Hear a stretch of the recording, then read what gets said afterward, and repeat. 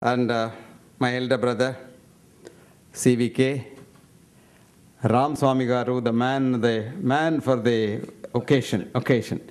You tell him, things are done. You just have to press one button and the whole event happens. And my respected brothers and sisters of Chennai, I always say, Chennai, you can't talk rot. You got to be very careful when you talk because all intellectual giants come. Because Mrs. Doraiswamy, when I was coming in, told me, see, my husband said, why go unnecessarily? You heard BMX Day so many times. But she insisted on coming. He also came. You know, these IAS officers are very, very careful about what they do and how they look at things. But I can assure our former Chief Secretary of Andhra Pradesh that I'm going to give you some other angle to the whole thing today. So it's good that you and your wife are here too. Because science is something which is change. Which it doesn't change is not science. There was a big case in the federal court in America between the creationists and the scientists. And the judge gave a very important judgment. I quote. He said, science is change. What changes is science. What does not change becomes religion. So science has changed a lot about human being. So I'm now going to give you an idea.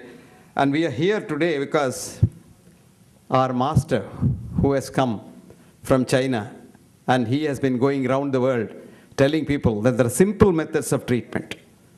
This was what Mark Twain once said. You take a problem to a specialist, he will complicate it further.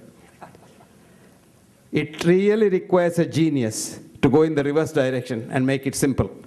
And this man, who is a money man, and then after he became, what do you call that? Wall Street honcho.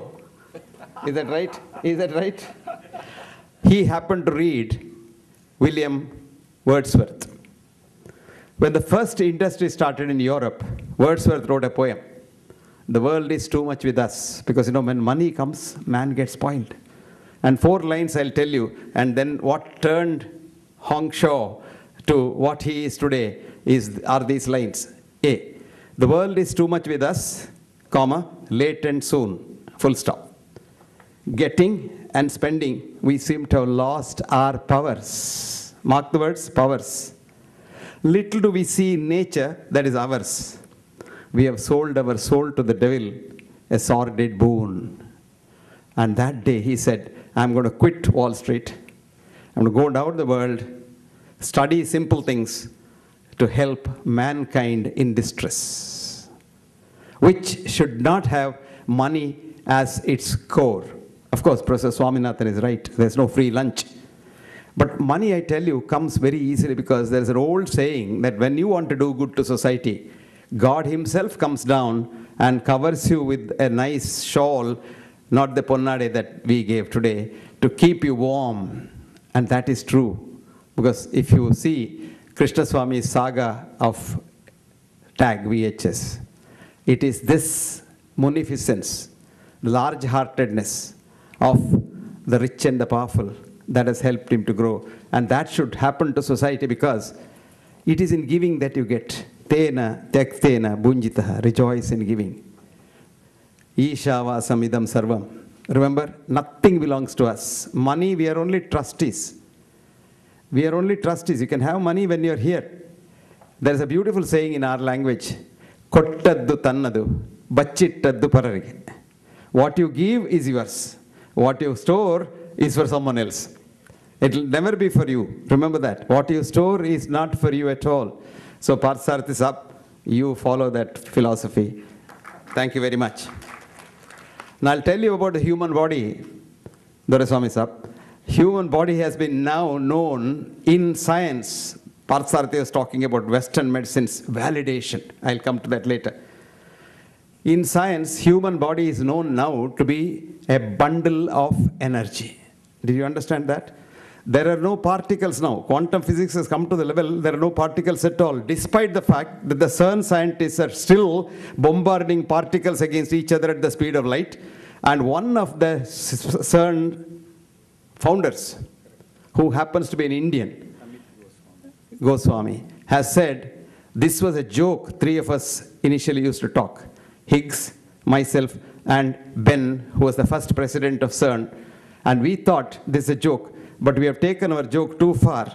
And periodically, when we want money, we say we have discovered something, but nothing really happens, because I'm worried now about CERN, because if this particle, something was to happen to this bombarding thing at that level, the whole world will be destroyed. Whole world will be destroyed. Hiroshima destroyed only a part of the world. And of course, so many other places, only part of the world, Chernobyl, etc. But this is, CERN is going to destroy the whole world. We want. So now, the whole world is energy. And human mind is energy. And there is a scientist, a neuroscientist, a scientist who has done a lot of research in Mayo Clinic. His name is David Webers. Webers has written a beautiful book, The Truth of Reality.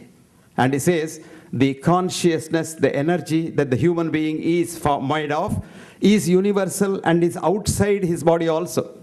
So you don't think your mind is in the brain. A lot of us think like that after that Penfield, think that brain is the mind. No, brain is only a monitor. The mind is the consciousness, the energy.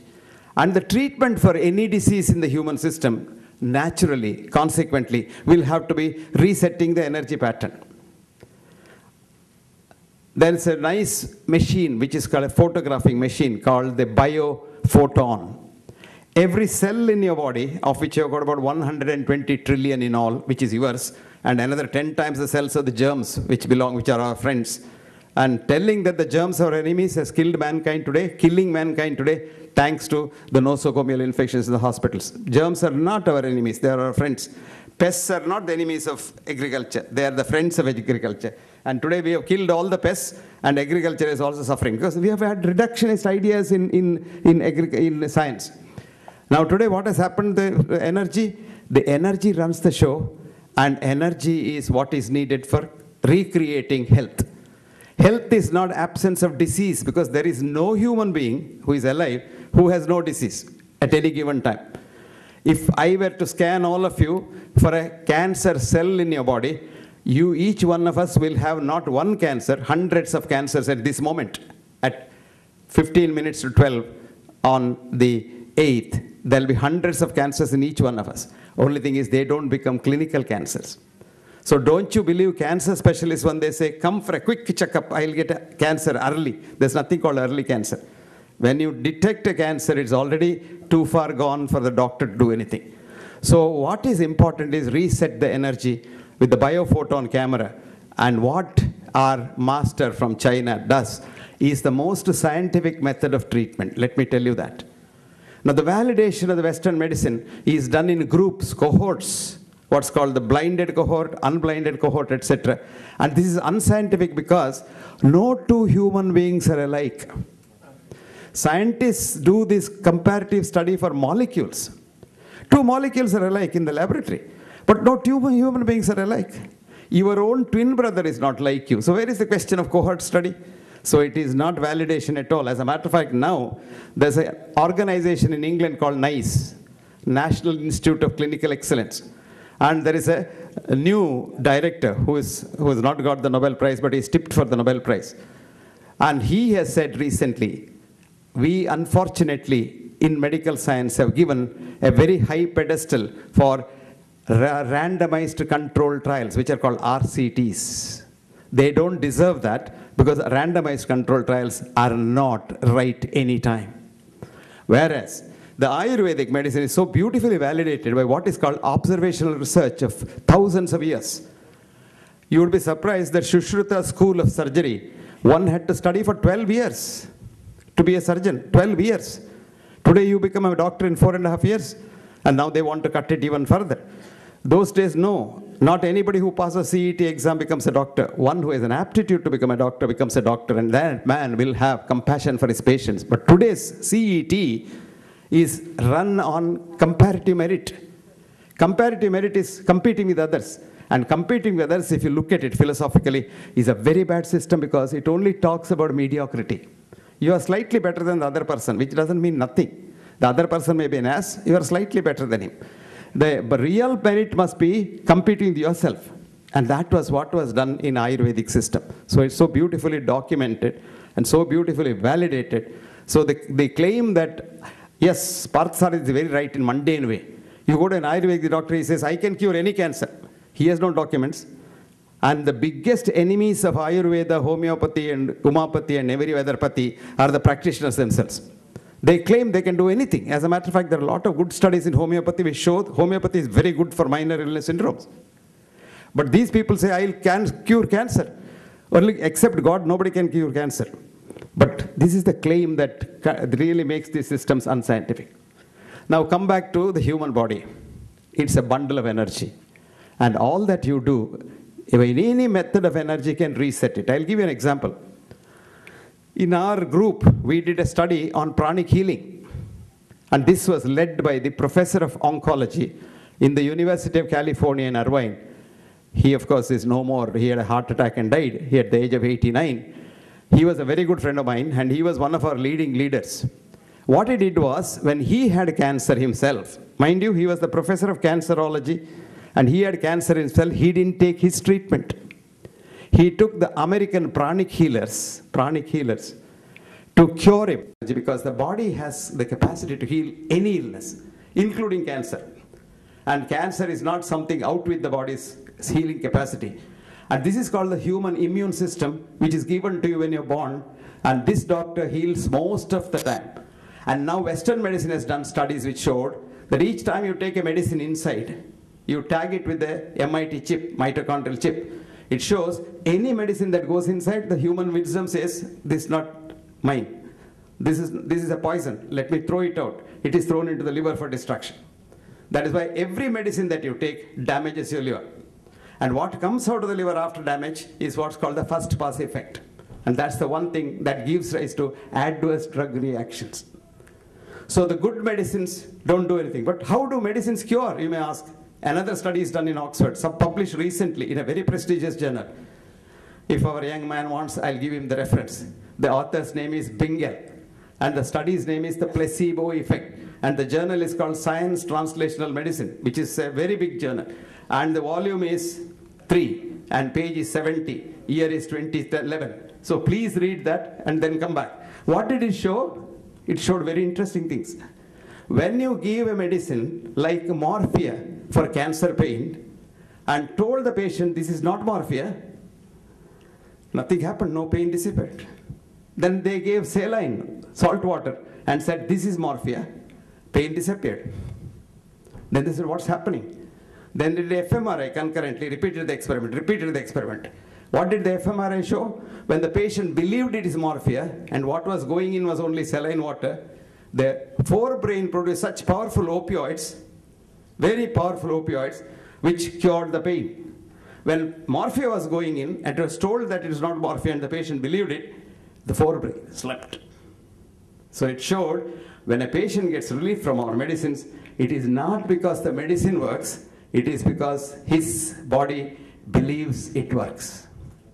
And when we give medicines and when it goes inside the body and damages the liver, adverse drug reactions occur. So I have rewritten that line which West has written. There is a pill for every ill, which I said, while there is no pill for every ill, there is an ill following every pill. And if you have taken pills in your life so far, you will know from aspirin to statin, every pill will have to give you a side effect because that's the only effect that it can do. So external help is not needed for human body to heal, Vendama. External help is not needed for the human body to heal. But what is needed? I have got 25 minutes, I have got 3 more minutes. I'll sum it up. I'll tell you what I told you. I simply said this morning that human body is energy. Treatment is to reset the energy. And diagnosis is biophoton camera, which can tell you whether your energy pattern is normal or not. And what is interesting in the biophoton camera is if you are a healthy person, all the 120 trillion cells will be dancing in sync. They're happy with one another. When you're not well, that portion, the cells are not dancing with one another. And our cells dance with your cells because we are all one. We are from the same energy.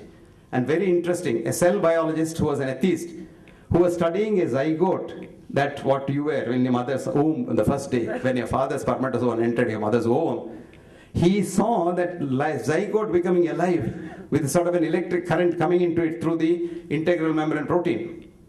And then he saw if you put a drop of poison there into the petri dish, the zygote will run away. So it has become so intelligent.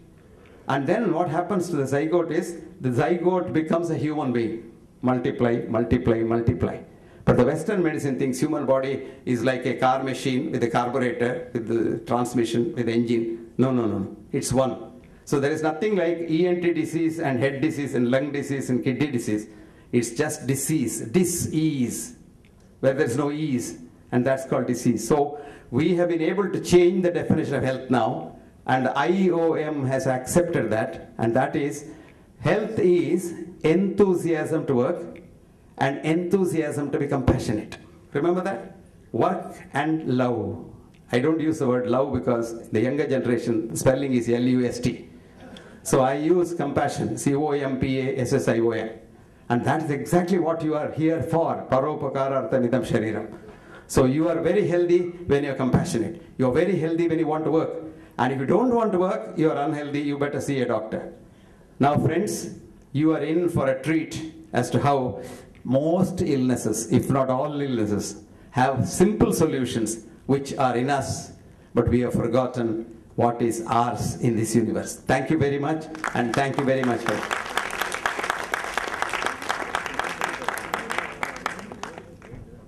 Thank you, Professor Hegde.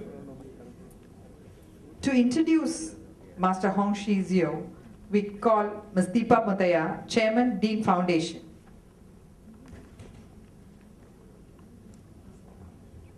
Eminent guests on the dais.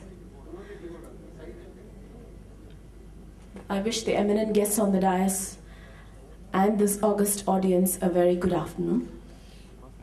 I thank Dr. C.V. Krishnaswamy for giving me this opportunity and honor to introduce Master Hong Cho. In the annals of human history, through the growth of nations and the rise and fall of empires, a few pioneers left their indelible mark on the footprints of time. His journey from China to Wall Street to the discovery of paida is akin to a spiritual quest to ease the suffering of humanity. Master Hong Chi Chow was indefatigably curious, sought answers in unlikely places, and went beyond danger. He displayed extraordinary tenacity, and brushing aside all impediments, he determined to go all the way to the source. Those who persist in the face of adversity will find that they are led by a supreme power to fulfill God's purpose on earth. The higher and clearer your intent, the more meaningful the coincidences encountered. Such a child of destiny is Master Hong Chi. He consciously allowed himself to be led by a series of unconnected coincidences. Surrendering to the whims of strange requests, he embarked on an incredible journey which led to the discovery of self-healing. He knew that when you really want to do something, opportunities present themselves before you. Many companions accompanied him on his journeys to monasteries, temples, and even deep forests. And through each journey, he gained deep insights, along with many systems of traditional healing. Masses followed him, asking for healing, and he treated them using various healing modalities. On one of his journeys through a remote area, he thought to himself, people always rush through life, and it is very difficult to persistently focus on one point. Indeed, isn't meditation in various forms the practice of attentiveness? One of his fellow travelers was Mr. Hong Wang Jian, a photojournalist. He heard about Master Hong Chi's quest and got his permission to accompany him wherever he went. He asked this man, does inward inspection practiced by ancient Chinese have something to do with such loneliness? Both of them shared the same goal, to promote the art of healing and Oriental culture. Master Hong Chi, in describing his companion Wang, was describing himself. He said he was just like him, driven with dream, passion, plus action, for that's what it takes to make a dream come true. Talking about Master Hongqi, Wang said, when you're absolutely sure of something, it naturally opens a door for you. You went from finance world of Wall Street to writing a novel and a script for the opening ceremony of Beijing Olympic Games and to learning Chinese medicine and healing people. In his quest for healing, he learned that diseases result in blockages of energy flow. A legend who joins the league of extraordinary leaders, Master Hongqi pioneered the technique of paida lajin, forsaking all other techniques that he learned so that what he taught could be practiced by the common man in the absence of a master. He proved that paida lajin could balance energy flow and return the body to its balanced, harmonious state. He believes in the secret of pain, showing the way to deep healing and subsequent recovery, preventing sickness even before it could manifest. He travels all over the world teaching his way of self-healing.